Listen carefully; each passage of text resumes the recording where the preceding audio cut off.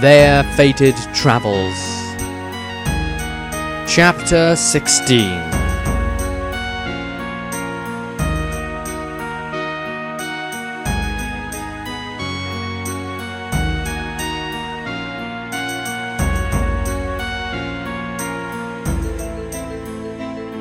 The truth will out.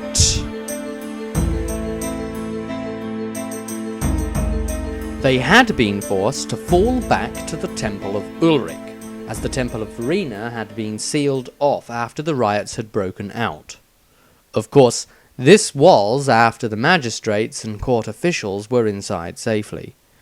Justice was swift, considered Maestro, swift at running away from danger. Dieter sneered. Well, I wonder, do we have to deliver Opfer's severed head to Ch16, or can we just hunt down Leibniz right now? Rysandria looked paler than usual. After all the battles the group had fought, she found it hard to close off her heart to the suffering of others, the seemingly innocent. Dieter saw this and commented in his usual clinical tone, Rysandria, if you can't handle the sight of a decapitated head, I suggest you leave the room while we figure out what to do now. Tobias sighed and said, Not everyone has become as cold as Moors embraced through the experience of death and chaos. The Shellians are not accustomed. Now, if Death and I are injured, came Tobias's sly thought as a follow-up, perhaps she'll heal me first. He was sure to keep this thought inside his head. Dieter seemed to almost be trying to read the halfling's mind. After a moment of tense silence, during which Tordrad noisily drank the last of the water in his goblet, pulling a face of disgust that it was not filled with alcohol, Tobias started, I think Tordrad has the right idea. We sit down and think carefully on our next action. There is clearly something large afoot. Maestro considered for a moment how large and hairy Tobias's feet were in fact, then gave himself an internal poke for getting off track from the serious business about them. Father Rainulf stood in the corner as pale as a ghost as the group argued amongst themselves about what they might do next. Rysandria looked over at the corner and asked, Oh, Father Rainulf, will these papers allow us to get to the City Watch headquarters without fear of arrest? The turbulent trial has created a curfew after all. The man just stayed in the corner, staring off into space as Dieter approached him, ready to shake him out of his self-induced trance. As he spoke, Yes, they should do. What will you say to them, though? How will you find Leibniz? Leibniz was clearly nowhere to be seen, and none of the staff knew of his whereabouts. That much they knew.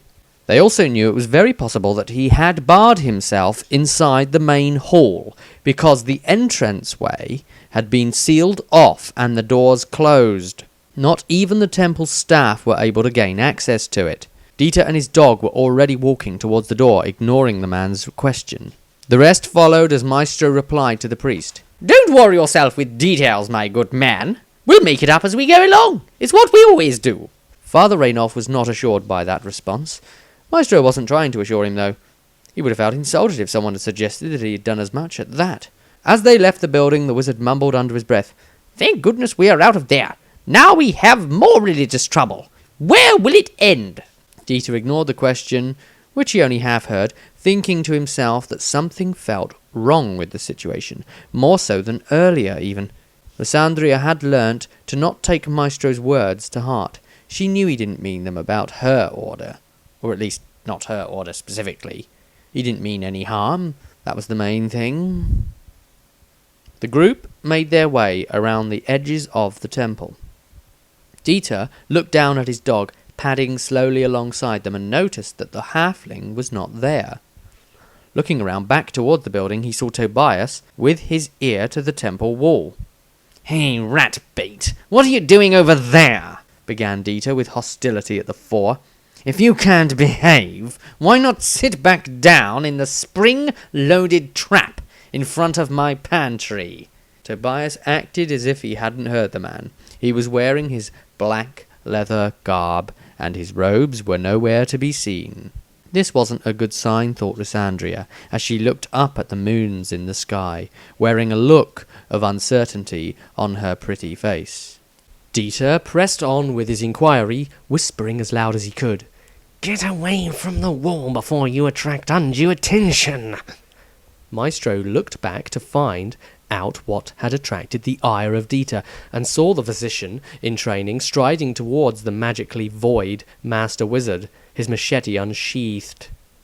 Maestro ignored the need to be quiet, quite deliberately and loudly, asking, "Tobias, what in the winds are you doing over there against the wall? Did you forget a tome or something? We could get it on the way back, but right now we are heading to the watch, remember?" This actually got the thief's attention, and with the best possible luck, not the attention of any guards. Tobias replied sharply, Quiet, fool wizard, before you give away my position. There is a room on the other side of this wall. The rest of them seemed clearly unimpressed. "This is not the time to think of thievery, Tobias," stated Rysandria. "Besides, the watch patrols could find us at any moment." Forget the watch, snapped Tobias. There could be valuable information in there. The group shared a glance as Tobias continued. Tell me, do you remember a room leading off from the hallway that leads to the contemplation area? The group looked puzzled, all except Tordrad, who couldn't understand, so simply didn't care. Maestro answered, "Actually, well, no. There were no doors there." Tobias smirked in a self-assured manner. Even his alter ego self was as smug as could be. Then why is there a room on the other side of that door? It bugged me when I was in there and I wanted to check from this side. "But if there are no doors there, how could there possibly be a room?" started Rysandria. "Perhaps you're mistaken?" The thief put his face in his palm, exasperated by the stupidity of these people he found himself in the company of every night. Come to think of it, he didn't quite know why they just turned up every night as they did. He tried not to think about it, seeing as the places they ventured to led to profitable outcomes. Tobias frowned, one side of his face sarcastically. If there is no room here, then how do you explain the faint illumination coming from the blacked-out window up there? It was only after he pointed the window out to them that it occurred to the rest of the group that he might be right. They all passed where that window would be, and all recalled seeing no window, since in fact they had only remembered seeing a fireplace and a miniature sitting area in the side passage near that spot. Dieter looked down at the halfling with menacing eyes. I agree, Tobias. It is suspicious, but we all agreed, and that includes you, you sawed-off little runt, that we go to the watch and get back up. Tordrad grasped at his scimitar as a guard rounded the corner and stared in their direction before moving on. By some god or another's grace, it would depend on who you spoke to, except Maestro, of course, the man's lantern failed to penetrate the deep shadow cast by the height of the temple. The halfling thief stated arrogantly, Fine, you not go to the watch, but I am going in. Everything I steal I get to keep for myself. With that, Tobias swung his grappling hook up and in through the small window, which broke and sent some black glass tinkling down around them. Tobias began to climb up the wall. The rest of the group watched as he wriggled through the hole, and then darkness and silence was all they perceived from the other side.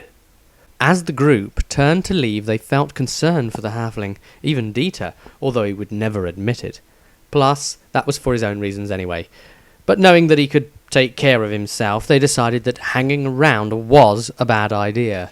At night, at least, when Morslieb sat high and bloated in the sky above, on this seemingly the longest night since they had come together as a group, Tobias would become a different person altogether. The peculiar illumination above them attested that the green moon sat very high indeed. Oi, are you lot coming or not? Tobias asked suddenly from above, his head poking out from the now fully opened window. He was lightly tugging at a line of rope attached to the large hook, indicating for them to climb up. It's a secret passage and I can hear chanting at the other end. It sounds like Leibniz is in there. I heard a lot of hot air with words around it. Sounds like him, thought Dieter. Tordrad led the way up the rope. His years of military service made it look easy. Rysandria watched the Kislevite climb and considered that if need be, he probably could have sheared the wall without the rope. Rysandria and Maestro both struggled up the rope next. It was decided that they would both go together. Maestro went before the Shallion, stating, It would be improper to be below a lady in this position. Rysandria nodded, accepting his reason, except it was a lie. Maestro's internal reasoning was that if he might fall, he would have something to soften his landing.